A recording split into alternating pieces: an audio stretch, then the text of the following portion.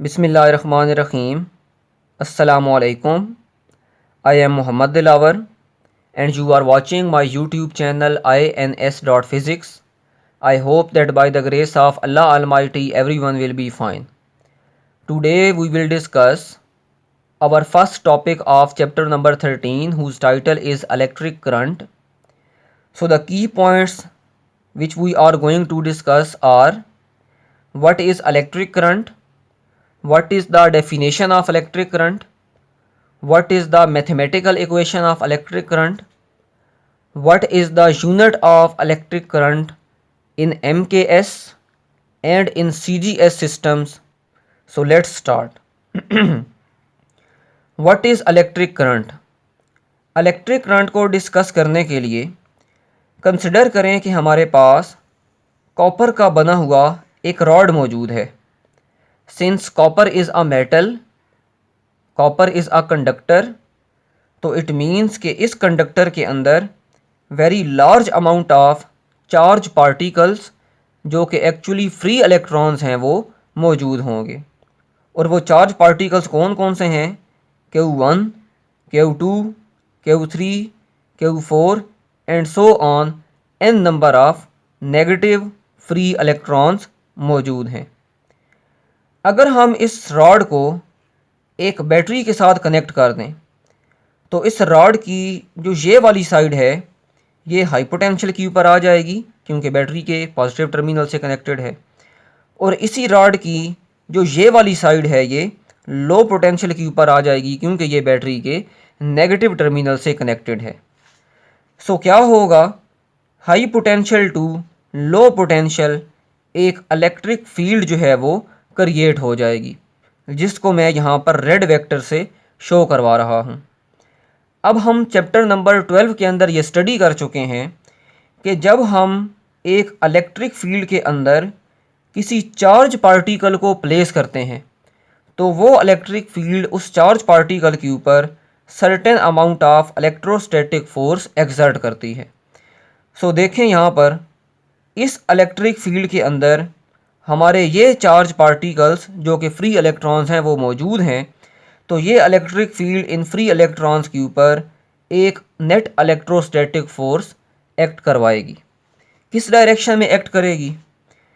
ये negative charges attract होंगे high potential की तरफ, और ये जो लो पोटेंशियल है ये रिपेल करेगा इन नेगेटिव चार्जेस को towards the high potential.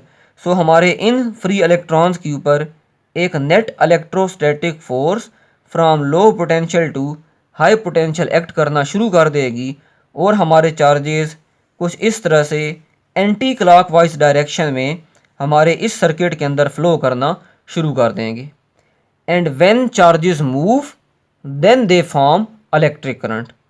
Moving charge particles make electric current. जब हमारे सर्किट के अंदर बैटरी को कनेक्ट करने के बाद चार्जेस फ्लो करना शुरू कर देते हैं तो एक्चुअली उसी फ्लो ऑफ चार्जेस का नाम हम इलेक्ट्रिक करंट रखते हैं. Now what is the strength of this electric current? Electric current की स्ट्रेंथ को डिस्कस करने के लिए मैं कंसिडर करता हूँ कि हमने इस कंडक्टर के अंदर एक गेट या समझ लें कि एक दरवाज़ा उसको कनेक्ट कर दिया, जिसको एक्चुअली हम यहाँ पर एक क्रॉस सेक्शन का नाम देंगे. अब इस क्रॉस सेक्शन में से या इस गेट में से जितने नंबर ऑफ चार्ज पार्टिकल्स, जितने नंबर ऑफ फ्री इलेक्ट्रॉन्स एक सेकंड के अंदर मूव करेंगे उतना ज़्यादा इस कंडक्टर में से फ्लो होने वाला इलेक्ट्रिक करंट होगा. यानी कि जो स्ट्रेंथ ऑफ इलेक्ट्रिक करंट है that depends upon how many charges are passing through this gate और passing through this cross section in 1 second. अगर एक सेकंड के अंदर 2 चार्जेस गुजर रहे होंगे तो हम बोलेंगे कि यहाँ पर जो इलेक्ट्रिक करंट है वो 2 है. अभी हम यूनिट की तरफ नहीं जा रहे. अगर इसी गेट में से, इसी क्रॉस सेक्शन में से एक सेकंड के अंदर 10 चार्जेस पास कर जाएंगे तो हम बोलेंगे कि यहाँ पर जो करंट है वो ज़्यादा हो गया है. अगर 1 सेकंड के अंदर 15 चार्जेस पास कर रहे होंगे तो अब करंट की जो स्ट्रेंथ है वो और ज़्यादा हो जाएगी। सो फॉर एग्ज़ाम्पल इस क्रॉस सेक्शन में से del q number of charges जो हैं वो पास करते हैं। डेल क्यू का क्या मतलब है? फॉर एग्ज़ाम्पल इस पूरे कंडक्टर के अंदर 100 फ्री इलेक्ट्रॉन्स जो हैं वो मौजूद हैं। अगर उन 100 फ्री इलेक्ट्रॉन्स में से सिर्फ 10 फ्री इलेक्ट्रॉन्स इस क्रॉस सेक्शन में से पास कर रहे हैं, इट मीन्स कि उन 100 में से बहुत कम इलेक्ट्रॉन्स पास कर रहे हैं। सो उस स्मॉल क्वांटिटी ऑफ चार्जेस को हम डेल क्यू से शो करवाएंगे। तो यहाँ पर डेल क्यू जो है उसकी वैल्यू होगी 10 कूलम, जबकि जो क्यू होगा वो शो करवाएगा टोटल नंबर ऑफ चार्जेस। और उसको क्योंकि हम कंसिडर कर रहे हैं कि वो 100 हैं, तो यहाँ पर जो क्यू की वैल्यू होगी वो 100 कूलम होगी और डेल क्यू की वैल्यू जो है वो 10 कूलम होगी। सो इस टोटल चार्ज का एक स्मॉल पोर्शन जो है उसको हम डेल क्यू से शो करवाएंगे। सो हम इसको डिस्कस करेंगे। Number of charges del q passing through this cross section of a conductor in 1 second called electric current. 1 second के अंदर कितने चार्जेस हमारे कंडक्टर के क्रॉस सेक्शन में से पास कर रहे हैं उसको हम नाम दे देंगे इलेक्ट्रिक करंट का। जैसे फॉर एग्जांपल ये कंडक्टर है तो इसका ये क्रॉस सेक्शनल एरिया है। इस क्रॉस सेक्शनल एरिया में से कितने इलेक्ट्रॉन्स जो हैं वो फ्लो कर रहे हैं, कितने इलेक्ट्रॉन्स बाहर आ रहे हैं, उतना क्या होगा हमारे पास इलेक्ट्रिक करंट होगा।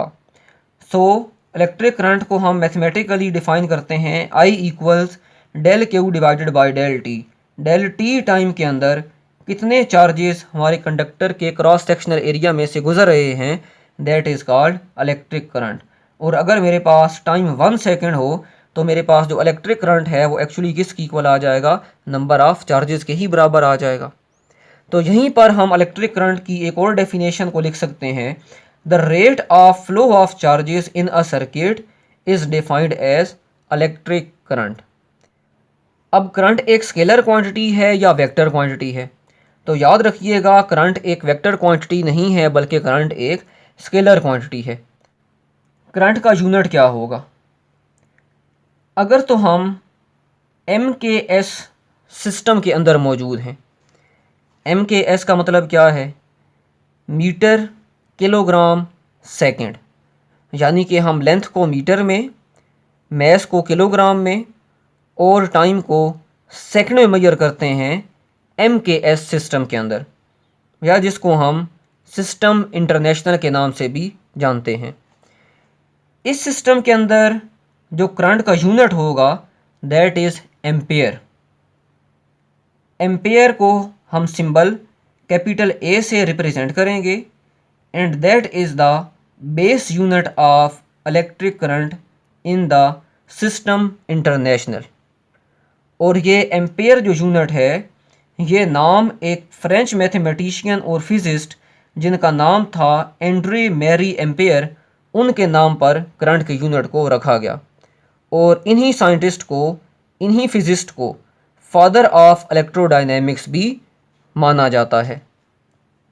लेकिन अगर हम सिस्टम इंटरनेशनल में मौजूद नहीं हैं बल्कि हम CGS सिस्टम के अंदर मौजूद हैं। CGS क्या है? Centimetre gram second. ऐसा सिस्टम जिसके अंदर हम लेंथ को सेंटीमीटर में, मैस को ग्राम में और टाइम को सेकंड में मेजर करते हैं, that system is called CGS system. तो CGS सिस्टम के अंदर जो करंट का यूनिट होगा दैट इज़ बियॉट या स्टेट एम्पेयर। और बियॉट को हम किस सिंबल से शो करवाएंगे? BI से। और CGS सिस्टम के अंदर जो चार्ज का यूनिट है वो होता है फ्रैंकलिन या स्टेट कूलम या इलेक्ट्रोस्टैटिक यूनिट ऑफ चार्ज यानी कि ESU। जबकि MKS या SI के अंदर जो चार्ज का यूनिट होता है दैट इज़ कूलम। अब अगर हम MKS यानी कि सिस्टम इंटरनेशनल के अंदर अपने इसी करंट की इक्वेशन को देखें तो वो कुछ इस तरह से बनेगी। Current is measured in ampere, charge is measured in coulomb and time is measured in second. So 1 ampere will be equal to 1 coulomb divided by 1 second. यानी कि 1 एम्पेयर करंट कब फ्लो करेगा? 1 एम्पेयर करंट उस time flow करेगा अगर 1 coulomb का charge हमारे conductor के क्रॉस सेक्शन में से फ्लो करता है 1 सेकेंड के अंदर, then the current will be 1 ampere. लेकिन अगर मैं इसी इक्वेशन को MKS में नहीं बल्कि CGS सिस्टम के अंदर लिखूंगा तो CGS सिस्टम के अंदर मेरे पास यही इक्वेशन बराबर आ जाएगी। करंट उसको हम मेजर करेंगे स्टेट एम्पेयर या बियॉट में, चार्ज को हम मेजर करेंगे फ्रैंकलिन के अंदर और टाइम जो है वो सेकंड के अंदर ही रहेगा। सो 1 स्टेट एम्पेयर या 1 biot will be equal to 1 franklin divided by 1 second. तो यहाँ से भी हम 1 बियॉट को CGS के अंदर डिफाइन कर सकते हैं। कैसे? The current will be 1 statampere और 1 biot when 1 franklin charge flows through a conductor in 1 second. और चार्ज का जो यूनिट है फ्रैंकलिन, उसको हम किस सिंबल से शो करवाते हैं? FR से। अब 1 एम्पेयर के अंदर कितने बियॉट या कितने स्टेट एम्पेयर होते हैं? तो याद रखिएगा कि 1 एम्पेयर के अंदर 3 multiplied by 10 raise to the power 9 biot या स्टेट एम्पेयर जो है वो एग्जिस्ट करते हैं। अब एक और MCQ जिसको हम ऑलरेडी डिस्कस कर भी चुके हैं चैप्टर नंबर 12 के अंदर, कि 1 एम्पेयर के अंदर कितने इलेक्ट्रॉन्स 1 सेकंड के अंदर हमारे सर्किट में फ्लो कर जाते हैं। तो हमने फाइंड आउट किया था कि 1 कूलम चार्ज के अंदर 6.25 multiplied by 10 raise to the power 18 electrons जो हैं वो मौजूद होते हैं। तो यहाँ से भी हम 1 एम्पेयर को डिफाइन कर सकते हैं। कैसे? The current will be 1 ampere if 6.25 multiplied by 10 raised to the power 18 electrons flows through any cross section of a conductor in 1 second। सो ये जितनी भी चीज़ें हमने यहाँ पर डिस्कस की हैं ये आपकी entry test point of view से जो है वो मोस्ट इंपॉर्टेंट MCQs और कीज पॉइंट्स हैं। सो इनको जो है वो माइंड में रखिएगा।